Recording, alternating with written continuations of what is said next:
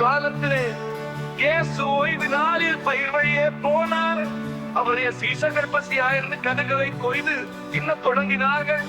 பரிசேயர் அதைக் கண்டு அவரை நோக்கி, இதோ ஓய்வு நாளில் செய்யத்தகாததை உம்முடைய சீசர்கள் செய்கிறார்களே என்றார்கள்.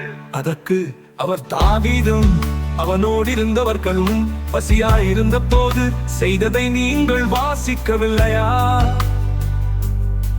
அவன் தேவனுடைய வீட்டில் பிரவேசித்து ஆசாரியர் தவிர வேறொருவரும் புசிக்கத்தக்காத தேவ சமூகத்து அப்பங்களை தானும் தன்னோடு இருந்தவர்களும் புசித்தார்களே. அன்றியுமோ ஓய்வு நாட்களில் ஆசாரியர்கள் தேவாலயத்தில் ஓய்ந்திராமல் ஓய்வு நாளை வேலை நாளாக்கினாலும் குற்றமில்லாதிருக்கிறார்கள் என்று நீங்கள் வேதத்தில் வாசிக்கவில்லையா?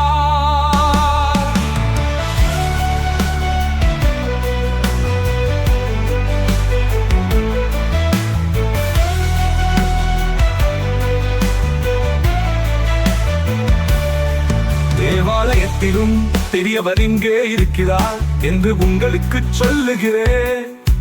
அறியல்ல, இரக்கத்தையே விரும்புகிறேன் என்பதின் கருத்து இன்னென்று அறிந்தீர்களானால் குற்றமில்லாதவர்களை நீங்கள் குற்றப்படுத்த மாட்டீர்கள்.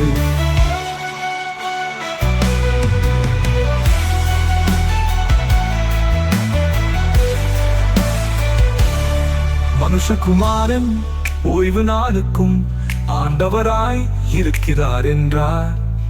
அவர் அவ்விடம் விட்டு போய் அவர்களுடைய ஜெப ஆலயத்தில் பிரவேசித்தார்.